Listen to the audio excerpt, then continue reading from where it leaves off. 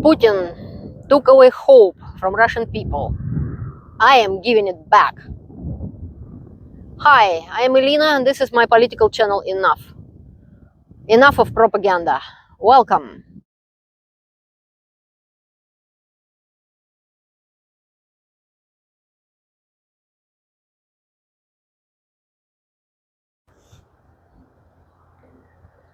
This is our beautiful British Columbia. One of my favorite places on the planet. We have spring and the weather is waking up.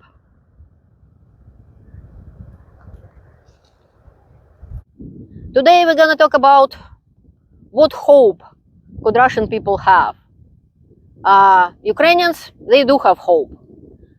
They believe, and they have full rights to believe, that after the war is over, Ukraine will be rebuilt and the whole world will help them, and we will, and they will have their democracy and their freedom and their good life. Russians, not so much. And Putin spent all the years he is in power, which is over 20 years, to lie to Russian people, to tell them that there is no hope, that everybody living like them, everybody living bad, and this is not true. It's another lie Putin told, and I'm gonna disprove it. Today I'm taking you for a little bike ride around one of the small towns of British Columbia, Canada, just to show how people live here. In my opinion, Canada is one of the best examples for Russians and for all ex-Soviet people that with democracy and freedom, that's what people can build. Canada, built by people who came from Russia, who came from Ukraine, who came from Britain, from France, from Italy, from Europe, from Africa, from all over the world. That's why I call Canada the intersection of the world. I live on the intersection of the world. And I wrote it in my book in 2017, my political book about Russia. I published some chapters of it as videos and only one so far translated into English. But someday I will translate it into English. But for now, the things and houses and places I'll show you, this is how Russian people could have lived. I was trying to find something more or less average houses Canadians are living in, and that's about how they look like. Here there are some bigger houses and recreational vehicles Canadians travel around into states and around Canada, and we travel on those too. This is one of the medical units, partly hospital and partly in one wing. People are living like retired people who can't live by themselves. Often in the evening, deer walking by, and the wildlife. Welcome to Canada. This random hospital kind of building I'm talking about. So I just choose it on purpose to show some people in Russia how Canadians are living. So this is a part of Canadian life.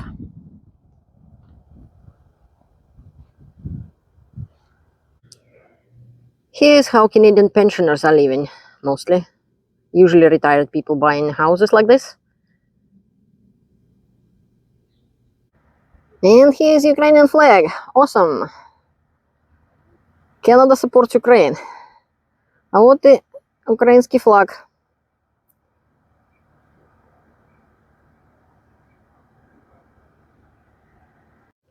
And here's like, it's newer houses. This is also how Canadians live. This is little free library. I have seen those in America as well. It's quite popular here in North America. People can just take books or magazines and so on. There it is. Somebody really made it really nice.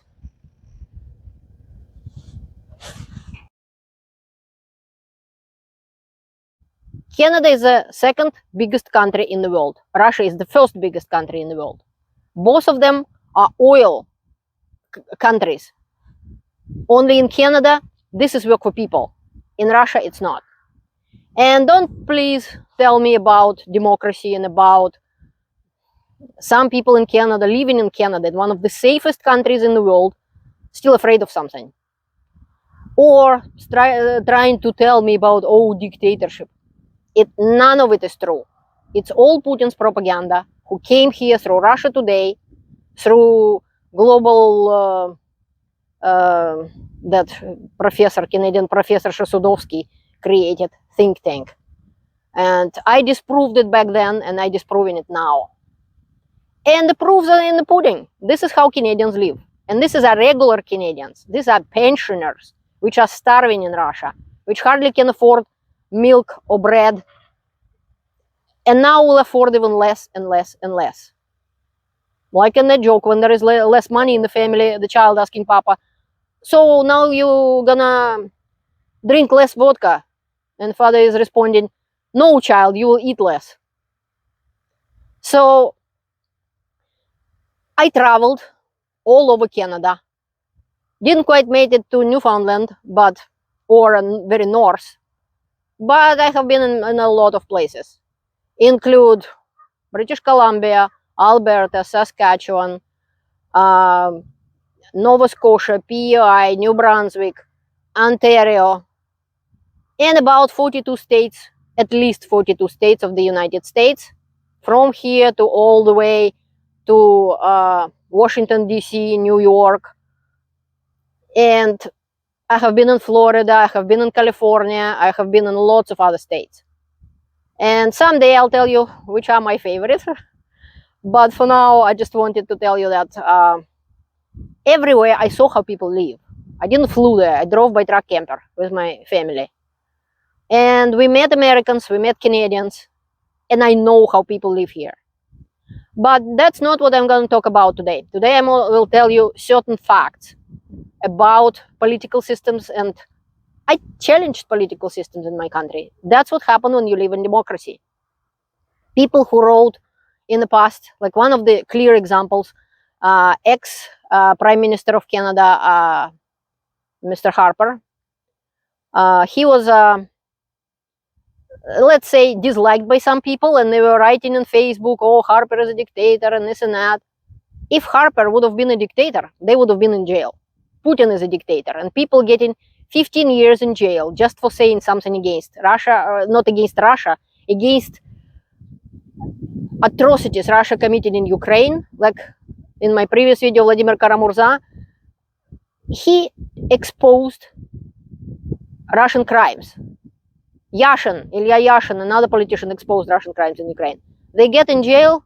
Karamurza got 25 years in jail. So no, Canada isn't a dictatorship. Canada is a free country. How do I know that? Because I have been all over Canada. I have been in Ottawa.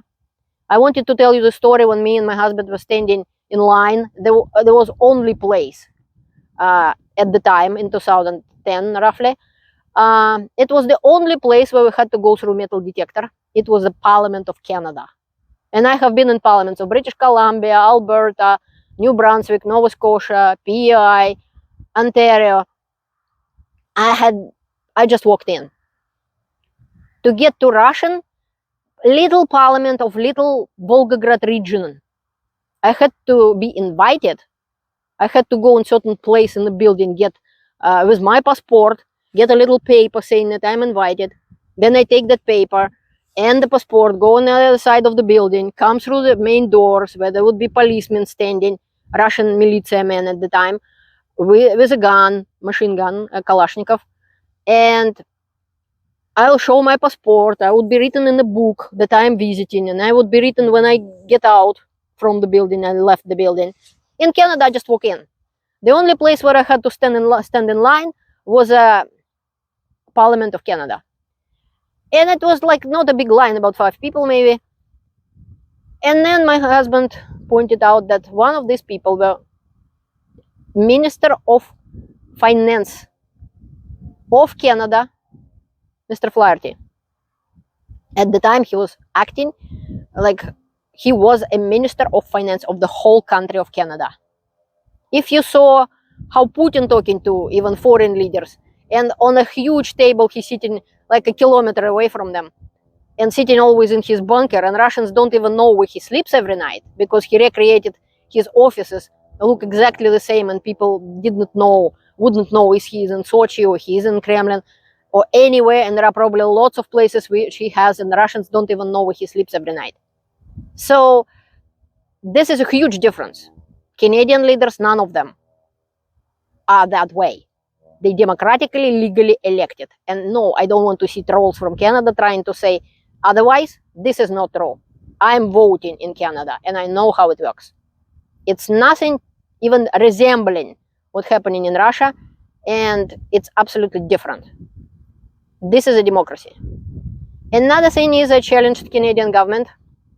Well, not necessarily just Canadian government. It was a situation which basically nothing really important, nothing really special. It was one. I will be very short about it because I don't want to go too deep into details. One foreign bank in Canada, in my opinion, tried to discriminate me and my husband for me being Russian, and I had full reasons to believe that because of their actions. They were asking way too many questions, my husband, since me being his wife, and me being Russian citizen as well as Canadian, which I clearly stated that's who I am. And they had no reason to do that because I'm not under sanctions on any way. I'm not associated neither with Putin nor his family or anything.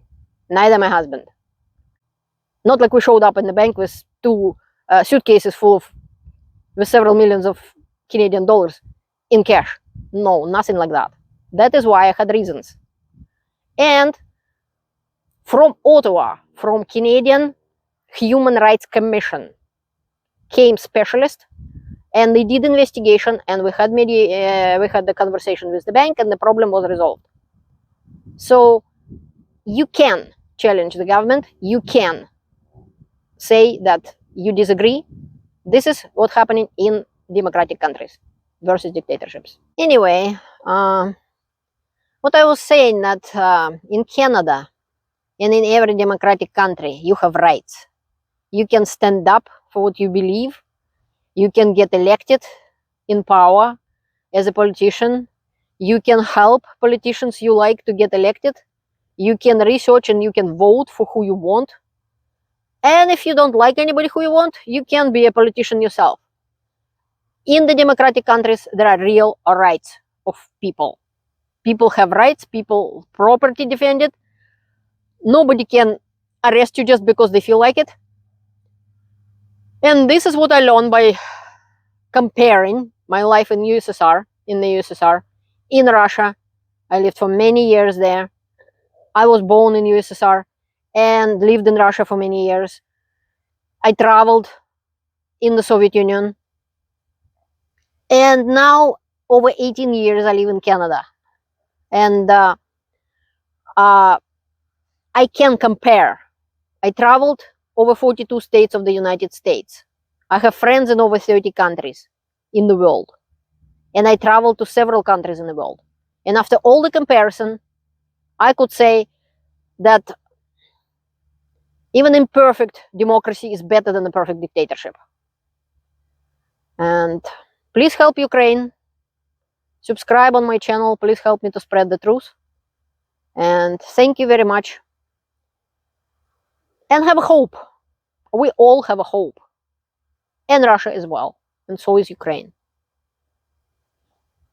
See you later.